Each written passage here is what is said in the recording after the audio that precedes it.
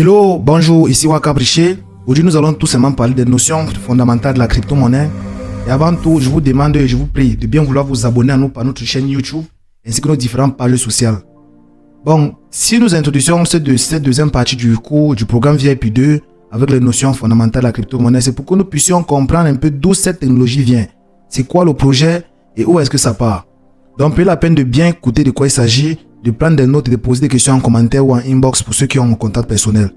Mais ça veut tout simplement que le monde avance et l'Afrique avec. Et ce que nous faisons aujourd'hui, c'est tout simplement pour courir à la vitesse du monde. Donc, une fois de plus, bienvenue à la CryptoCoq Academy. Ok, aujourd'hui nous allons parler des concepts simples, de quelques concepts simples. Déjà avant tout, nous allons introduire les thèmes que vous connaissez, il y a peut-être qui sont familiers à vous, à savoir le défi. Défi signifie tout simplement Decentralized Finance. C'est un mot anglophone qui peut être aussi traduit en français en tant que finance décentralisée. Nous avons les NFT qui sont considérés comme les non-fungible tokens, les tokens non fungibles, les tokens qui n'ont pas de duplicata, qui sont uniques en leur genre. Nous allons parler des DAOs, Decentralized Autonomous Organizations. Nous allons parler des cryptos que vous connaissez déjà. Nous allons parler du Web 3.0 qui est un thème qui vous est familier. Nous allons parler aussi de la Metaverse, des smart contracts, des altcoin tokenomics, la blockchain et de la cryptosphère en général. Ok, Internet, d'où vient Internet? Comment est-ce que ça a commencé et où est-ce que ça part? Ce que vous devez savoir, c'est que ce concept, tout ce que vous entendez parler aujourd'hui, à savoir la crypto-monnaie, la blockchain et tout, sont des produits dérivés de la crypto, de la technologie Internet et qui ont pour seul but d'innover dans ce secteur-ci, dans cette industrie-ci ou dans ce business. Vous allez voir tous ces messieurs assis avec des casques, ce n'est pas à la légère, ce sont tous des génies qui ont un but commun, innover et faire du monde un monde meilleur grâce à la technologie ou la science. Nous avons, partons à commencer par la définition d'Internet qui dit quoi? Internet, c'est un réseau d'informations qui connecte les internautes entre eux. Les différentes façons d'utiliser Internet, pour ceux qui sont habitués, fans d'Internet comme moi, vous devez savoir que les différentes façons d'utiliser Internet sont simples. On a la messagerie instantanée. Celui qui se lève le matin, il y a des personnes qui n'utilisent Internet que pour chatter sur WhatsApp, Telegram, Messenger. On se comprend? Ces produits-là sont créés à partir d'une partie d'Internet qui s'appelle messagerie instantanée. Donc, c'est ce quartier-là, bien c'est ce département d'Internet-là qui permet à ce que vous puissiez avoir ces différents produits ou logiciels créés pour faire des messageries instantanées. Nous avons les courriers électroniques, c'est notre partie d'Internet, notre façon d'utiliser Internet, qui appartient à la famille des courriers électroniques. Dans ça, nous avons les mails, comme Gmail, Yahoo Mail et consorts. Nous avons une autre partie d'Internet qui s'appelle tout simplement le web. Les gens confondent souvent ce thème. Le web, c'est une famille d'Internet qui sert à créer des logiciels, à faire des recherches et à connecter le monde, carrément. Et quoi que c'est la base de tout. Pour ceux qui sont habitués, vous allez comprendre de quoi je parle, on ne va pas s'attarder à ça. Et on a le système de contrôle central qui s'appelle juste les serveurs. Tout le monde connaît les serveurs. Pour ceux qui font les sites, vous savez de quoi ils parlent. Et ce système-là est centralisé. Le premier problème qu'Internet avait depuis sa création.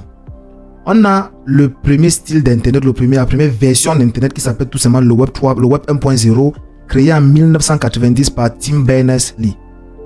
Mise à jour en 2004 et publiée par Tim O'Reilly, la prochaine version d'Internet qui était tout simplement considérée comme le Web 2.0. Et ce que vous devez savoir déjà, c'est que le Web 1.0 avait une limite, c'était que les publications ne se faisaient que de manière obligatoire, c'est-à-dire lorsque, bon pas obligatoire en tant que tel, le thème n'est pas approprié, c'est-à-dire lorsque quelqu'un publie un article ou une exposition en ligne, l'autre partie, dont la personne qui lit, l'audience peut seulement lire sans critiquer. Il n'y avait pas l'occasion de donner les critiques sur les publications faites à l'époque.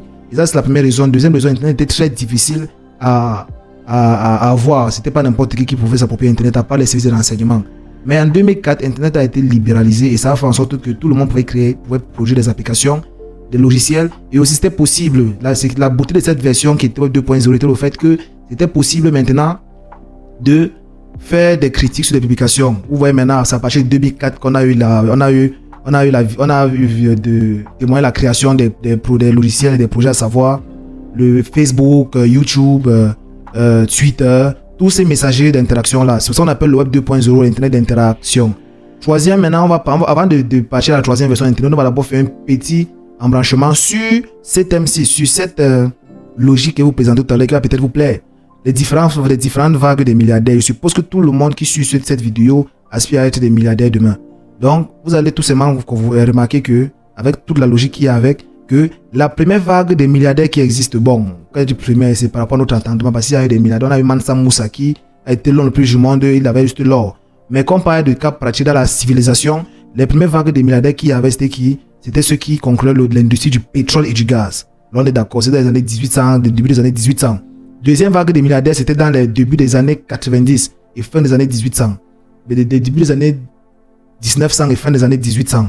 C'était ceux qui concurraient l'automobile. On a eu les Henry Forbes, les Mercedes et la liste est longue. C'était des personnes qui étaient porteurs, qui étaient bourgeois, qui étaient très riches à l'époque. Et maintenant, dans les fins des années 1900, on a eu tout simplement la troisième version de la troisième vague des milliardaires qui était poussée par l'intelligence, par l'internet et le logiciel. Là, on a découvert les Bill Gates, les Steve Jobs, les Mark Zuckerberg, un peu plus tard, mais c'était la même génération. La troisième vague, la troisième génération des milliardaires vont venir d'où? La crypto-monnaie du Web 3.0. Donc, soyez très concentrés parce que c'est que ce dont on est en train de parler maintenant, c'est pas petit truc. C'est pas l'ami de quelqu'un. Soyez très posés, ne vous excitez pas. Mais sachez tout simplement que si vous êtes crypto-enthousiaste, vous êtes dans la bonne voie. On va sauter cette partie. Pour aller directement au Web 3.0, c'est que vous devez savoir ce que le Web 3.0 est considéré comme l'Internet des objets.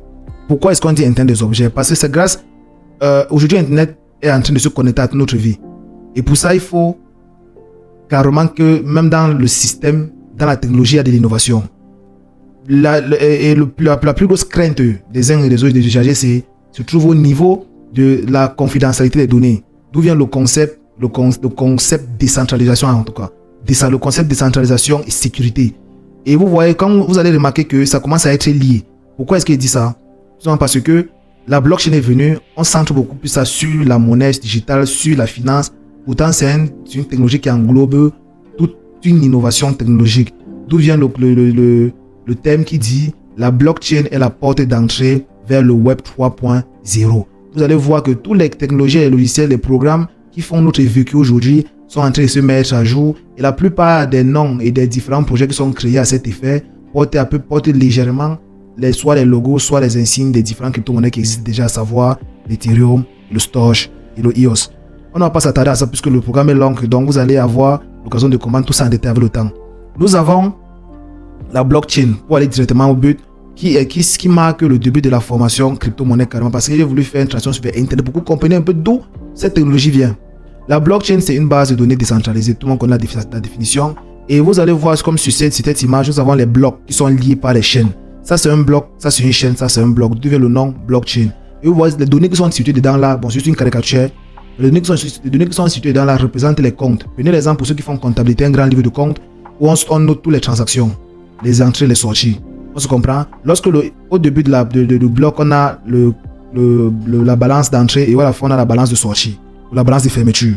Et cette balance de fermeture, c'est la balance d'entrée du prochain livre. Donc, prenez la blockchain tout simplement comme un grand livre public où est stocké tout de manière décentralisée et transparente. Il n'y a pas d'organe de contrôle central qui note comme dans les gestionnaires de comptes font par exemple. Mais c'est la communauté et les personnes qui se sentent capables de pouvoir produire suffisamment d'énergie ou bien les nœuds qui sont chargés de ça. On n'a pas tout ça c'est-à-dire à ça, mais comme la blockchain, c'est une technologie. C'est la technologie en fait. Et elle va remplacer quoi?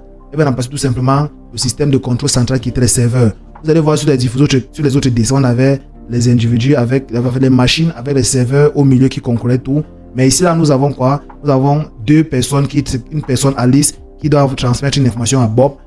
Dans le cas traditionnel, on avait juste une machine ou bien un disque dur là qui recevait l'information traitée envoyée à Bob. Mais dans ce cas-ci, qui est le cas de la décentralisation, nous avons plusieurs nœuds, plusieurs personnes qui s'assoient et qui valide l'information avant que ça passe chez Bob. Ces personnes ne sont pas votées par un décret présidentiel, même par les élections. C'est vous et moi qui participons à ce vote de manière directement comme indirectement. Nous avons les normes de la blockchain. Pour ceux qui l'entendent parler, vous faites les transferts, vous dites que transfert USDT, TRC20, BEP20, ERC20 sont tout simplement des normes. Les normes, on ne va pas encore trop s'attarder à ça, mais ces normes-là sont des